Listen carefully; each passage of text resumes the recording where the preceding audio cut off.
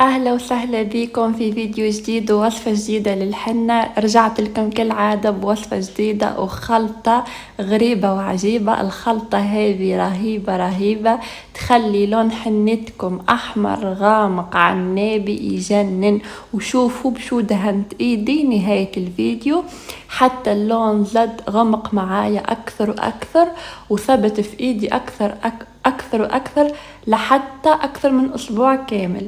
ما شاء الله هذه الوصفة جدا رائعة بصراحة، اول مرة نشاركها معاكم وبصراحة وصفة رهيبة كثير ناس راح تعجبكم.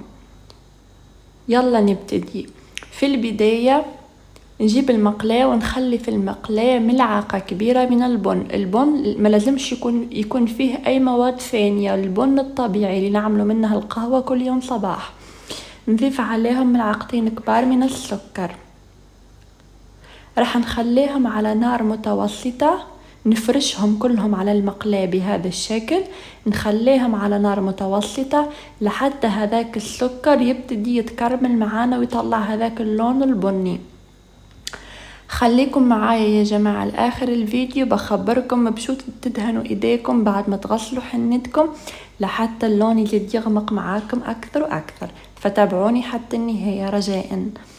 ومثل ما شايفين هنا بدل البن والسكر يطلعون هذاك الكراميل الاسود. شوفوا ما شاء الله هذا هو السر اللي راح يخلي لون حنتنا احمر غامق يجنن.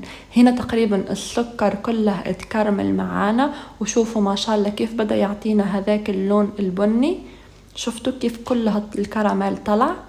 في هذه المرحلة من يتكرمل معانا كل السكر والبن نضيف كوب من الماء ونخلي النار متوسطة ما تكونش قوية مع التحريك المستمر لحتى يعقد معانا القوام. نحتاج للقوام تاع الخليط يكون عاقد معانا. في هذه المرحلة من يبتدي في الغليان نضيف 5 حبات من أعواد القرفة. ايضا القرفة رهيبة تخلي لون حنتكم يجنن احمر غامق يجنن. ايضا القرفة من اكثر الاشياء اللي تخلي لون الحنة يجنن صراحة.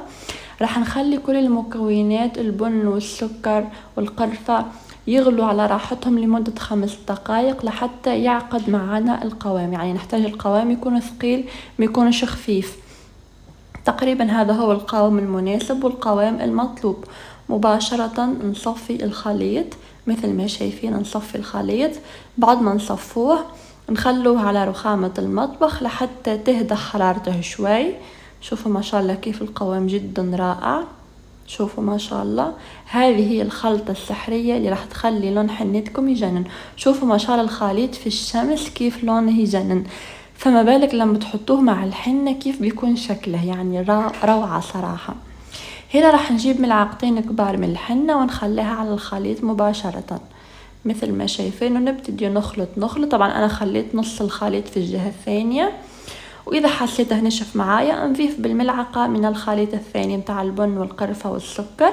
لازم الخلطة متاع الحنة ما تكونش ناشفة، تكون طرية عشان لما نخليها ترتاح معانا الحنة ما تنشفش معانا وهي ترتاح.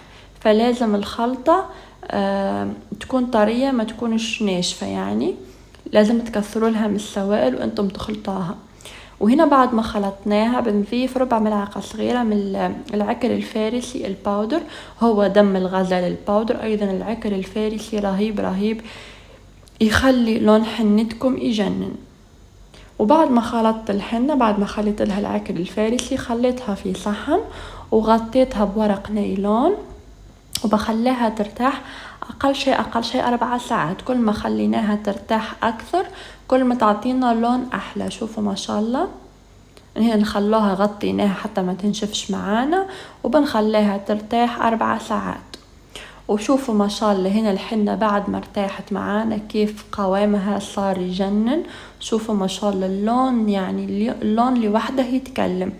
شوفوا ما شاء الله، يعني تخيلوا هذه الوصفة تعملوها على أصابعكم أو على رجلكم، اللون بيكون يجنن صراحة. بعد ما تحنوا ايديكم ورجليكم غطوا ايديكم ورجليكم باكياس نيلون لحتى الحنة تعرق معاكم، لان كل ما الحنة عرقت كل ما تعطينا لون احلى. وبعد ما تنشف الحنة معاكم تقوموا تغسلوها، وبعد ما تغسلوا حنتكم تدهنوا ايديكم ورجليكم مباشرة بالفيكس. الفيكس تخلوه على ايدكم ورجليكم بعد ما تغسلوا حنتكم لمدة نصف ساعة، وبتشوفوا كيف تصير حنتكم بهذا اللون الرائع اللي جنن. اتمنى وصفة اليوم تعجبكم وفيديو اليوم يعجبكم، واعملوا الوصفة نفس ما عملتها انا بالضبط، وان شاء الله كثير رح تعجبكم. لا تنسوا تتابعوني في القناة.